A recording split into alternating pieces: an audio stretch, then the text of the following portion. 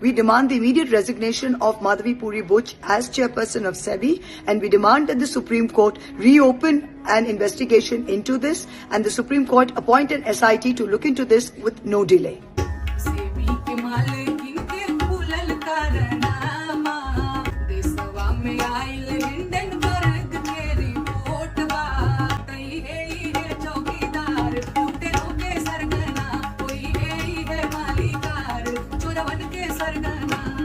सीमा पार से विपक्ष के कुछ ऐसे तार जुड़े हुए हैं कि भारत के हर संसद सत्र के दौरान एक अव्यवस्था का वातावरण उत्पन्न किया जाए। राहुल जी, अभी आपने एक बड़ा खुलासा किया। आपने कहा कि देश में अडानी सरकार चल रही है। आपकी बातचीत का लब्बुलवाब था। तो लोकतांत्रिक देश में आप एक वोटिंग के जरिए सरकारें बदल सकते हैं, तो मोदी सरकार तो आप बदल सकते हैं, लेकिन अडानी सरकार कैसे बदलेंगे? ये बड़ा इंटरेस्टिंग प्रॉब्लम है। आइडियाज है मेरे पास। नहीं तो कुछ अगर शेयर कर पाए कि ये नहीं, शेयर ऐसे आइडिया शेयर नहीं करते हैं।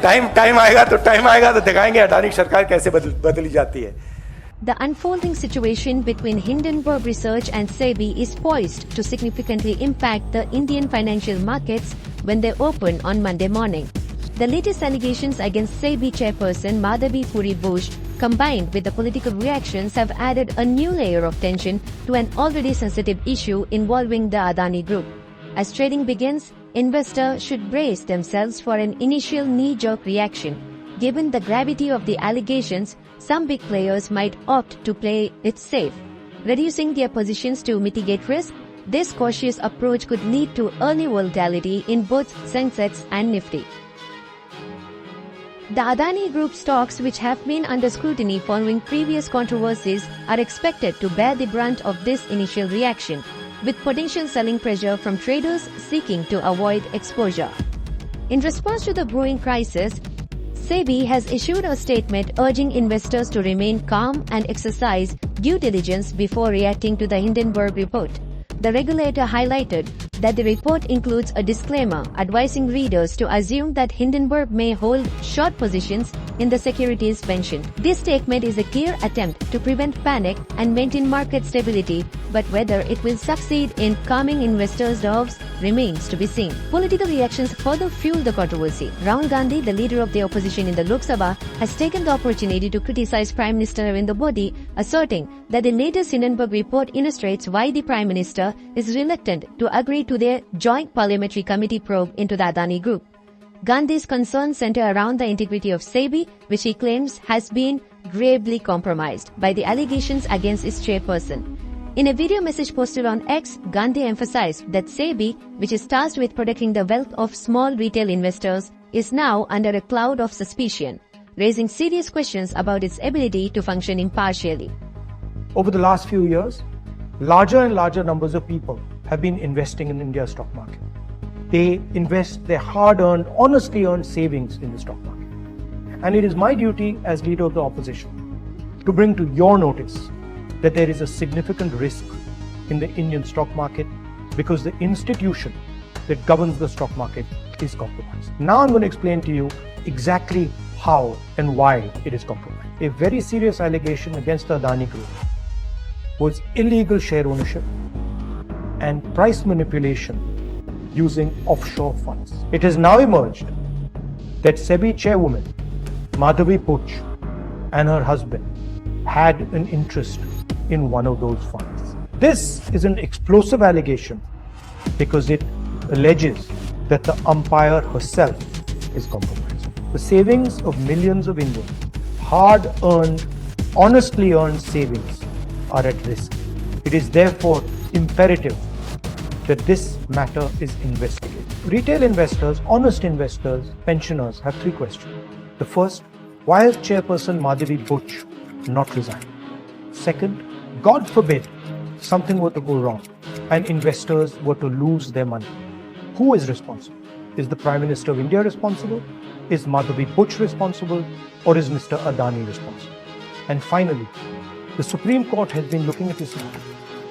New allegations have emerged. Very serious, explosive allegations have emerged. Is the Supreme Court going to look at this matter suo moto again? Slowly becoming crystal clear why Prime Minister Modi is against a joint parliamentary committee looking into this matter. The ruling Bharatiya Janata Party quickly countered these allegations, accusing the Congress and other opposition parties of conspiring to destabilize India's financial sector. BJP spokesperson Sudhanshu Trivedi dismissed Hindenburg's allegations as an effort to undermine SEBI's credibility, framing it as part of a broader conspiracy by the opposition to create chaos and instability. The BJP's narrative suggests that these allegations are politically motivated, aimed at tarnishing the government's image and creating uncertainty in the markets. Adding to the political firestorm, the Trinamool Congress has demanded the immediate suspension of SEBI Chairperson Madhabi Puri Buch. The TMC's demand comes in a wake of Hindenburg's claims that Buch and her husband had undisclosed investments in obscure offshore funds linked to the Adani Group. TMC MP Mahua Moitra has been particularly vocal, highlighting what she describes as a glaring conflict of interest. Hello, this is Mahua Moitra, Member of Parliament Lok Sabha. I'm here to point out a few interesting facts about the recent Hindenburg expose into Madhabi Puri Buch's role in SEBI. In 2015, Madhabi Puri and her husband Dhaval Buch jointly invested into a fund which was used by Vinod Adani, the older brother of Gautam Adani, to round-trip funds into India. In February 2017, Madhabi Puri transferred these assets of the fund from a joint account into that of her husband Dhaval Buch. In March 2017, Madhabi Puri became a whole-time member of the SEBI.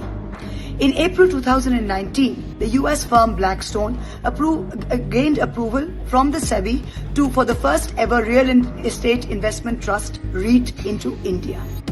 In July 2019, as a quid pro quo, Madhabi's husband Dhaval Buch was appointed as a senior advisor on a fat salary to Blackstone. In March of 2022, Madhabi Puri was appointed as chairperson of SEBI. Apparently, according to market rumors, Sudhir Mankar, who was the first cousin of Dhaval Buch and who had served as Chief Secretary of Gujarat under Prime Minister Modi when he was Chief Minister of Gujarat, played a pivotal role in the appointment. In 23-24, when the Supreme Court ordered SEBI for a report into the Adani scandal, the SEBI, under the chairpersonship of Madhabi Puri, came back and said that they had drawn a blank, that it was a chicken and egg situation, and they were unable to tell the ultimate owners of the FBI. Now, two questions. Madam Madhabi Puri, in 2015, you had invested into this very FBI that you now claim that you have no idea about the ultimate ownership. In 2018, you had personally corresponded with this particular fund in your own personal capacity. When the inquiry report started in 23-24, should you not have disclosed this? Should you not have recused yourself? And how could you possibly say that you know nothing about this fund? How can the SEBI summon an overseas fund, Hindenburg, when it is completely ignoring the role of the FBIs? These are very important questions. We demand the immediate resignation of Madhabi Puri Buch as chairperson of SEBI, and we demand that the Supreme Court reopen an investigation into this and the Supreme Court appoint an SIT to look into this with no delay. Market analysts, however, have largely downplayed the long-term impact of the report on the broader market and the Adani Group's earnings. While acknowledging the potential for short-term volatility, many believe that the market will eventually refocus on fundamentals such as earnings reports. Fund managers like Gurmeet Chadha and Deepak Shinoy have cautioned against overreacting, with Chadha suggesting that the attack on SEBI and the Adani Group seems systematic, and Shinoy dismissing the allegations as sensationalism lacking substance. Despite the political and regulatory turmoil, the Adani Group's business operations are expected to continue as usual unless there is a direct impact on the earnings. Analysts argue that the market will respond more significantly to any changes in the financial performance of Adani companies rather than the allegations themselves. This perspective might help stabilize Adani stocks after the initial market reaction. As the market contends with this mix of global pressures and domestic tensions, investor sentiment is likely to be swayed by how these issues unfold. The initial volatility might give way to a more measured approach as investors digest the news, evaluate SEBI's response, and consider the broader implications for the Indian financial system. Ultimately, the market's recovery will depend on the clarity that emerges from this complex and politically charged situation. That's all for today's news update on the Newsroom. Thanks for tuning in. Be sure to subscribe and hit the notification bell so you never miss our latest updates. We'll be back soon with more headlines and in-depth coverage. Until next time, stay informed and take care.